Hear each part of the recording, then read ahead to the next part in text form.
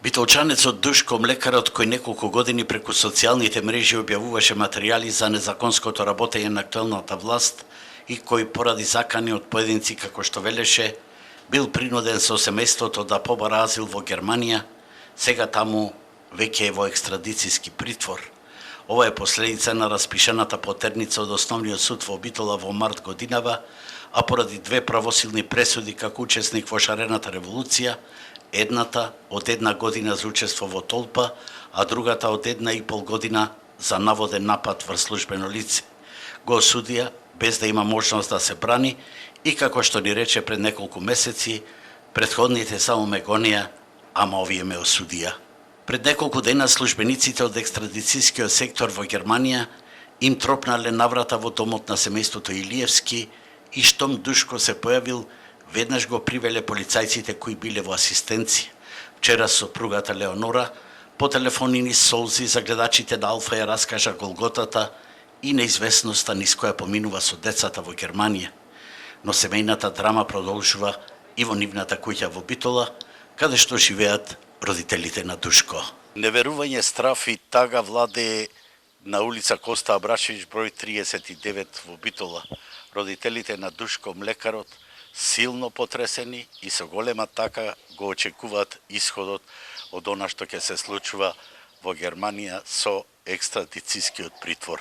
Мајката Лиле и таткото Томе не пречекаа видно вознемирени, истрошени и столчени од моќната тупаница на власта, во која Дуле млекарот со години се колнеше, а накрај, само зашто јавно ги критикуваше, му се намерачија да го донесат во македонските затвори.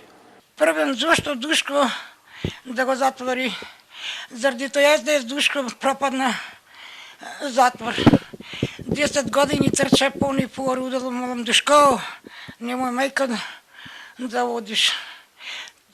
Не може. Кола имало со полиција и го зеде. Отара да се подпише, не се подпишал Душко и го приведе. Ми се јаве со плачење сната. Тешко му наним за му затворени се. Грижи за Душко уште поголеми за неговата фамилија. Кутрите родители не знаат кој пат да фатат, а немаат пари ниту за адвокати. Насекирани, изгорени, деца да се чопрат таму сами. Дали има за јадење, дали нема. Абе, мора да е тој политички. Инаку 4 години направи, доби пашуш, доби се е таму за да остане. Од секирација ми е срам да излеза на улица. Ние бевме првите прочуени со свиње, со крави, со пазар, да дојме сега кај да се врати сната. Кој ќе издржава, јас не може, томе не може, тој затвор, кој ќе ја гледа да не на работа. Грави дечината и понишија.